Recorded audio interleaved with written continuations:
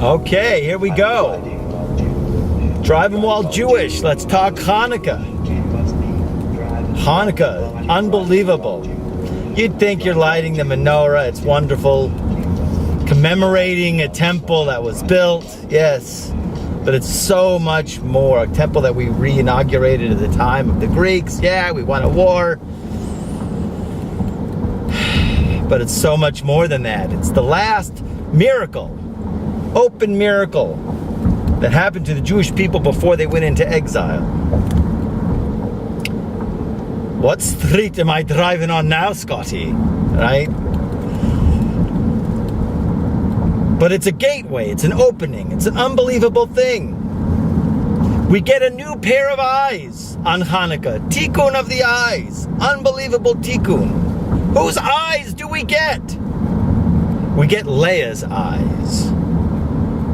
You know, the Gemara that says, the verse says, Leah's eyes were soft, they were tender. They were tender because she cried so much, because she was destined to be with Esav, older sister, older brother, younger sister, younger brother, 2 girls here, 2 boys there. It's a match made in heaven. So Leah is destined, she heard she's going to be marrying Esav the gangster. What a lowlife. She cries so much that to the world her eyes are tender, her eyes are not so beautiful. But in the Targum, in the translation, in the Aramaic translation says, Ya'ayan, her eyes were beautiful. The eyes of God, her eyes were beautiful. On Hanukkah, we get those eyes. What are you talking about, Rabbi? There's a different kind of seeing, my friends. There's the seeing eyes of the physical world, what's here and now, what you see, the situation you're in, you're stuck, habits, stuck, things not working out, here, good and bad news. But then there's the highest level of seeing, wisdom. You see the lights of the menorah, if we count up the lights, the total count of all of the 8 days, it ends up being we light 36 candles on Hanukkah totally. These 36 candles represent the Or Haganuz, the hidden light that God originally made in the beginning of creation and hid it away, and it comes out through Hanukkah. It comes out through Hanukkah. We get to see with a different set of eyes, the eyes of Leah. By the way, the numerical value of Leah, Lamed Aleph Hey, is 36. So you would say that Leah, not so, but really she did have beautiful eyes because she had a vision. She could see what could be. She got to see the bigger picture. And that's what we have the opportunity. The Arizal, the 16th century Kabbalist, brings down that a person has to meditate on the name of God, Ekye, Aleph, Hey, Yud, and Hey, 21 times, equaling the number total of the word Emet, truth.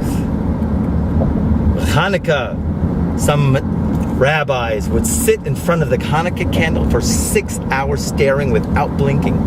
Kedushas Levi, another Hasidic, 7 hours would stare. What were they looking at?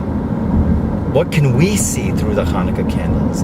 And what we can see is our destiny. We can see our future. We see the next world. Rabbi Nachman explains that the Hodah, the thanks that we give on Hanukkah, is a taste, the pleasure of the next world. And through the Hanukkah candles, we're able to draw out the joy, the connection that it already exists. That's the quantum thought. Who we are in our completely perfected, actualized state, we can get a glimpse of it. And it's not going to be a physical vision. It's going to be a sense. It's going to be a deeper thing that a person has the potential to connect to when he sees the Hanukkah candles. That he sees that in the next world there's unbelievable joy. He sees how all of his life came out to being all together. Everything ended up being for the specific reason to make him into the vessel to receive this infinite night. And you get to see yourself receiving that infinite light, that infinite pleasure. And then you get to pull it into this world. The joy of the mitzvahs, the joy of the commandments, the joy of the connection. You get to get a glimpse of it, a sense of it, and bring it into this world. They say one of the great stories of Rabbi Nachman, called it's called the Seven Beggars.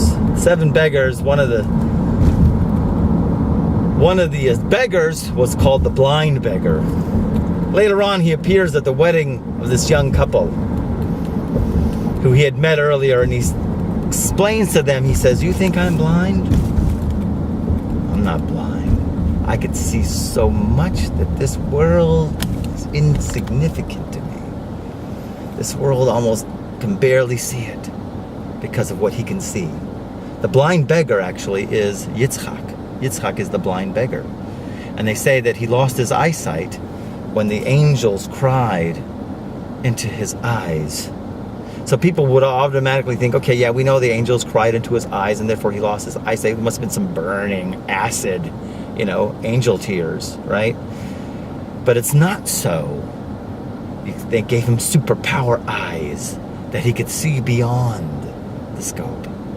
On Hanukkah, we get a glimpse of those superpower eyes to see beyond. See, there's the eyes of Greece. That's called Greek eyes, which was everybody looks at. The physical here and now, what I see. And then there's the huge, bigger picture of why am I here? What am I here for? And another thing on Hanukkah is that through each candle that he lights each successive night, he has to think of something that he could really be grateful for. And in this gratitude and in the thanks that we give to God through that, we're able to fix our imagination. The imagination, the part that usually makes our lives confusing. We're able to go ahead and see clearly. Another thing that one can get at looking at the Hanukkah candles, besides all the wonderful things that they could thank God about, and so many, and there's so many, way more than 7, way more than 8. But he also has to contemplate his own special qualities, his own special nekudot, Rabbi Nachman says, in order to make the melody, in order to make his own unique melody. What are the special gifts that God has given to me that I have right here and right now? I have special abilities. What are they? That you can also contemplate on in front of your Hanukkah candles. So there's a lot of things that you can contemplate. What am I here for? That's one thing. The other thing that we can contemplate is, what can I give thanks for? And the other thing that I can contemplate is, what are the unique things that God has given to me, the unique abilities that God has given to me. And in viewing the Hanukkah candles, it's the vortex that we can go through, reach into the next world, get a glimpse of our actualized, perfected state when we're completely connected to God, and then we go over a cliff. I'm riding around you and I'm still